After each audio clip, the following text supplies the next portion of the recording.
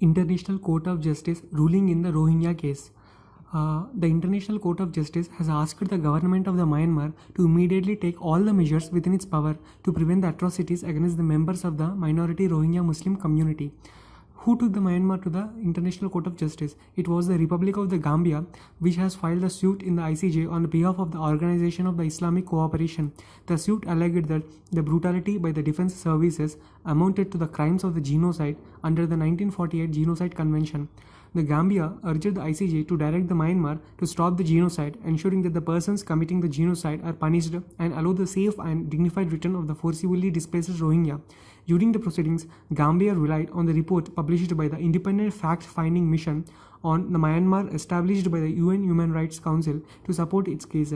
Who are the Rohingyas? The Rohingyas are largely Muslim ethnic group belonging to the Rakhine region who are rendered stateless under the controversial 1982 citizenship law that have been subject of persecution since then. In the recent years, the attempts of the Rohingya to flee the Myanmar by sea or land have captured the international media attention. What did the ICJ say on the Rohingya issue? The International Court of Justice, in an unanimous ruling, has pinned legal responsibility on Myanmar's government for the militarily large-scale excess of 2017. Military Myanmar has also been asked to furnish periodic reports until the conclusion of the case which relates to the genocide accusations. The court indicated the following provisional measures such as Myanmar shall, in accordance with its obligations under the control of under the Convention on Prevention and Punishment of the Crime of the Genocide, like what does the genocide means? That include take all measures within its power to prevent the killing of the Rohingya or causing of serious bodily or mental harm to the members of the group, deliberately inflicting on the Rohingyas conditions of the life calculated to bring about their physical destructions or whole in part, and imposing the measures intended to prevent the births within the group. Such as activities are called genocides that must be prevented by the Myanmar military, and that Myanmar shall ensure that its military and any irregular armed units within its control do not commit any of the acts described above or conspire to commit, direct attempt to commit or complicit in genocide. Myanmar shall take effective measures to prevent the destruction and ensure the preservation of the evidence related to the allegations of the acts of the genocide. Myanmar shall submit a report to the ICJ on all the measures taken to give effect in order to by the 4 months after the decision has passed of the final decisions. It is important to note that these directions are provisional measures, that is temporary, until the ICJ can finally decide if Myanmar has been committing an ongoing genocide against the Rohingya. The final verdict could take several years.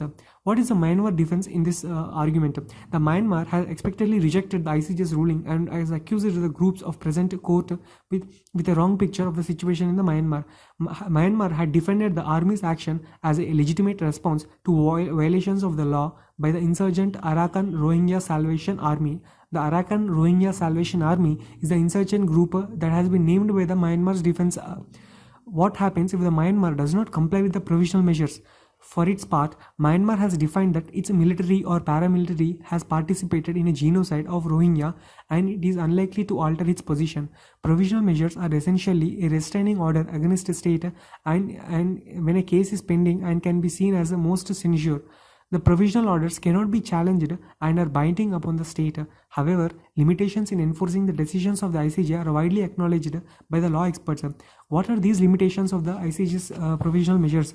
When a state failed to comply these provisional measures which has given by the ICJ, the UNSC, that is United Nations Security Council, has the power to impose sanctions against it and ensure the compliance when international security and the peace are at stake. So far, Security Council has never taken a coercive measure against any country to get an ICJ ruling implemented. Even with the stepping in the Security Council, there are several hurdles in the enforcement of the ICJ decisions. Any one of the 5 permanent members of the UNSC with veto power can block the enforcement of the ICJ decision against itself or its ally. For example, in Nicaragua versus United States 1989, when ICJ ruled against the US holding its responsible for the illegal military and paramilitary activities in and against Nicaragua, the US refused to abide by the ICJ ruling. So, although it could take years before the ICJ pronounces the final verdict in the genocide case, the ICJ's injunction in the case holds rope for Rohingya refugees languishing in the Bangladesh refugee camps. The ruling empowers the UNSC to prevail upon the Myanmar to take appropriate measures for the rehabilitation and the repatriation of the displaced communities. India has its own interests in amicable resolution of the Myanmar's internal dispute.